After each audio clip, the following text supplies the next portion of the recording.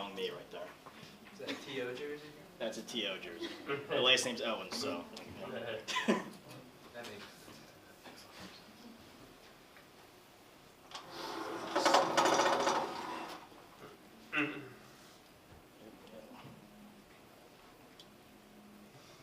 We all set? We got a red light on the camera. Yes, we do. Go. All right. Cool. So hey guys, how you doing? My name's Isaiah Owens, and me and my team are going to be talking about benefits tonight. So we're going to look at it from some different perspectives as we go through the night. First off, I'm going to be talking about pensions.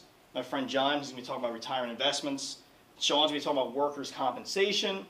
Then we're going to Olivia for medical and dental benefits. Dan's going to be talking about family medical leave. And then Chandler's tuition reimbursement. And then lastly, Mike's going to be talking about employee incentives and bonuses. So first and foremost, we're going to start with my topic, which is pensions. So pensions are something near and dear to my heart because my grandfather was a union rep for a long time. He was in, IUPAT District Council 21, and he actually wrote employee benefit contracts. So he actually inspired me to want to be a labor lawyer, which is something I'm going to pursue after I get my bachelor's degree. So like I said, this is something near and dear to my heart. So pensions. Pensions are basically a way to save for retirement. And there's different ways to save for retirement. Everyone should have the goal to retire one day. So you have a 401k, an IRA. Obviously, we're going to be talking about pensions today. So basically, what is a pension fund? A pension fund is a pooled contribution fund. So basically what that means is that employees and employers pay into it, and then one day when it's your time to retire, as you're paying into it all these years, you're going to get the benefits. So it's a wait your turn type of payment system, and you get the benefits once you retire. So the goal of a pension plan, obviously, like I said, is to provide a secure retirement.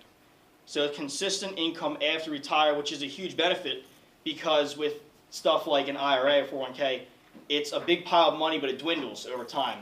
A pension is a secure payment. It's almost like a salary once you retire. So what they help you avoid is obviously loss of investment in 401k. It also helps with laziness, not putting money aside, because when you have a pension, the plan is making contributions for you. It's automatically taken out of your pay, so you can avoid being a Walmart greeter like my friend here. So also, pensions are guaranteed. So you pay into it, and you take out when it's your turn. So, like I said, it's taken out as you're working. You don't see it right away, but think of it more as paying your future self. You might not see the money now, but you're going to get all the benefit later.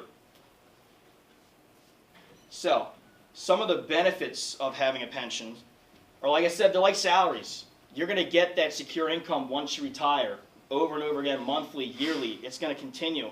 So like I said, would you rather have a salary at retirement, or would you rather have a huge nest egg that continues to dwindle year after year?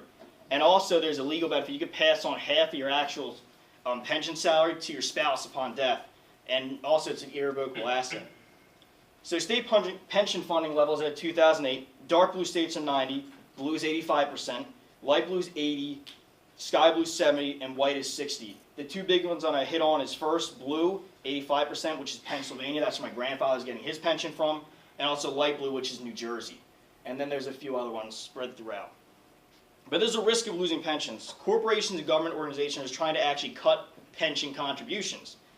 So some are even trying to terminate it altogether, which will not be good for public sector employees as we're going into the future. So, some of the rates of decline of pensions. According to Bankrate.com, 28% of all employees in 1979 had a pension. But today, as of 2012, only 3% had a pension. We could actually expect this number to continue to drop over time. So this leads us to cutting costs. The Pension Protection Act of 2006 actually required businesses to fund pensions fully or almost fully. So that was a little bit of a safeguard. But at the same time, the industry, or just industry in general, has moved on more to 401ks, which John's been talking a little bit about. And there's $4.5 trillion in assets in that as of 2013. So it's a huge shift. But then the NGA, the New Jersey Education Association, which my mom is actually part of, she's a teacher, is facing difficulty in negotiations right now for benefits, and other public sectors as well, like the Transportation Trust Fund and road construction, which we'll talk about soon. So, like I was saying, as of right now, the New Jersey pension crisis was happening right now. As you see Chris Christie eating the sandwich right there. Chris Christie refused to negotiate with the NGA on pensions, teachers, tenures, and benefits. But he's also stopped the Transportation Trust Fund Act, which is benefits for transit employees like buses, railways, stuff like that. So because of this, now we have to pay our fair share, like you see here in our graphic, that we actually have, as of October 7th of this year, the New Jersey gas tax increase. And right now you're paying about 37.5 cents a gallon in tax, and that's actually to pay for the trust fund. Since the government isn't necessarily shelling out the money now, it falls on us, the taxpayers, to do that. And the thing that was really, hit home to me and was kind of disturbing was retirement inequality. Actually, the top 100 executives have the same amount of retirement security as 41% of the American people. So that means to say that 100 people have a luxurious retirement that's worth the same as 41% of all retired adults. So I found that pretty unfair. Plus, on top of that, we had decreased funding. Like I said, 3% of all workers receive a pension today. So eventually the fund may run out as we pass the ticking pension time bomb down the line. And eventually, when it does run out, what's going to replace it? I mean, I don't have an answer, but it's going to take some type of, wizardry to come up with a new program. So then, pension availability. Now, I believe personally everybody should have a pension because pensions are a guaranteed safe retirement. It's not dwindling. You know it's there. You're going to get it every single year, every single month, just like as if you're working. And it's a fair system on top of all that. So, advocates for pensions. There's some top-rated law firms out there like Alston & Bird LLP and Baker McKenzie LLP. But then there's also organizations like IUPAT, International Union of Painters and Allied Trade, you see right there. That's my grandfather was a part of. IBW, and also the NGA, which my mom is a part of. So to wrap up, retirement's without a pension. You still have freedom. I'm not going to stand up here and say that, if you don't have a pension, you're doomed. That's not what I'm trying to say. But what I'm trying to say is that without a pension, you have no additional income. The money's still not streaming in. What you have is what you have, and you have to make it work for the rest of your life.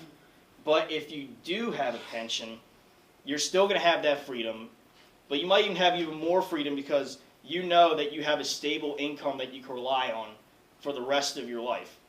And that even when you do pass on, your spouse will receive half of those benefits, and it's an irrevocable asset. So I just want to thank you guys for your time coming out to listen to me and my team tonight. I hope you learned a lot about pensions, a little bit more, and now I'm just going to pass on my friend John, who's going to be talking about retirement investments.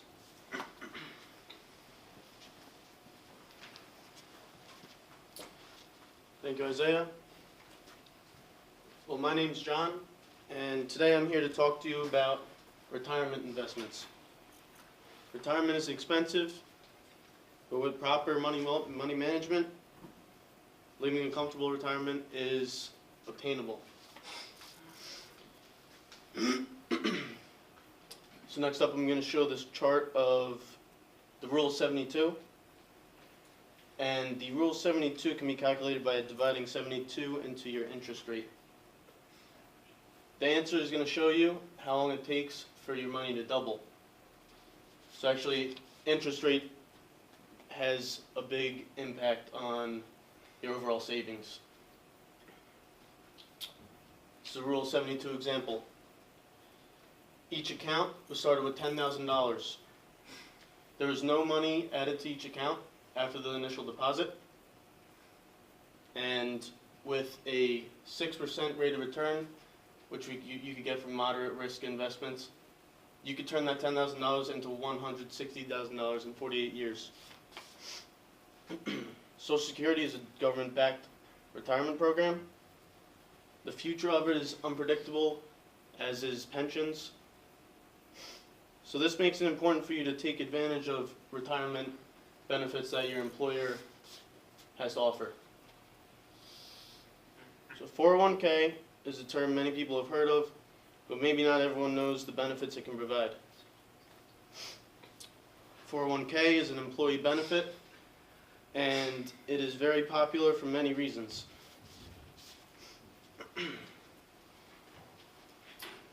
Now this chart shows the growth potential for your money in a 401k account. The low end shows a $8,000 a year contribution, while the high end shows an $18,000 a year contribution. With constant saving and a good interest rate, you can acquire over $1 million by your retirement in a 401k.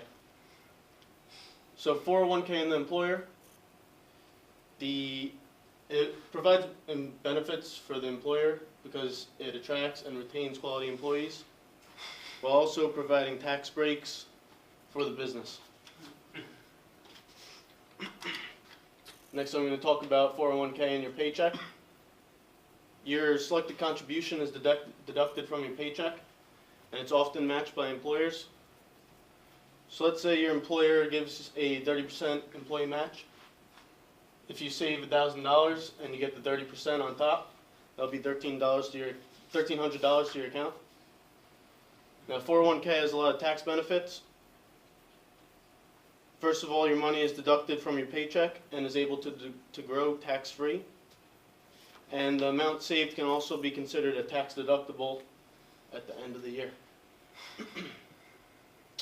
So this example will show investing through a 401k versus investing individually. So let's take that same $1,000 that you wanted to invest and invest it through a 401k. With the 30% employee match, you could save $1,300.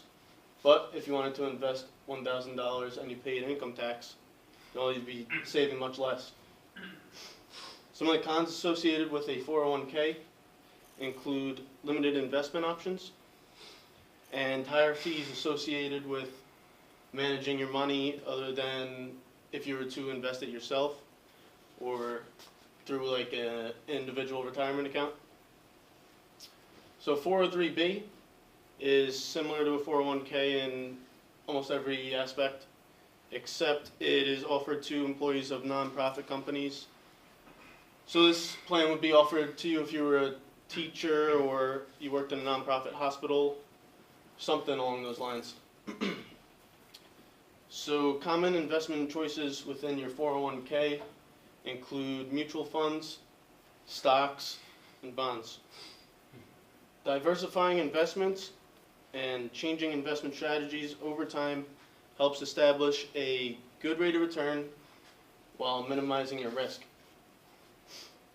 So a mutual fund is an investment vehicle made up of a pool of funds by people who want to invest and grow their money.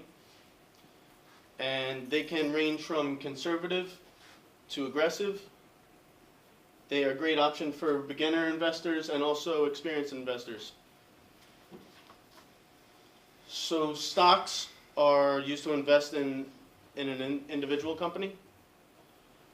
Most U.S. stocks are traded on the New York Stock Exchange, and investing in stocks typically has the potential for the highest rate of return, but it also carries the highest risk. There's many different bonds that you can invest in. You can invest in corporate bonds, you invest in government-backed bonds, and the choice of bond investments in a 401k is usually pretty limited, but bonds are the safest bet for your investment. So here's some portfolio examples. If you look at the aggressive portfolio, there's different kinds of stocks, small cap stock, foreign stock, those are high risk, and about a fifth of the money in bonds. Moderate is more like 50-50, and conservative is made up of mostly bonds. So there are investment risks while going through the stock market. This chart shows the S&P 500, which is a popular index, and basically you don't want to take out your money and be stuck when the economy is in a recession or in a downfall. So let's say you're changing jobs. You have a couple options of what to do with your 401k. You can roll it over. You can leave your money in the same fund. You could roll over to an individual retirement account, or you could take a lump sum withdrawal. Now to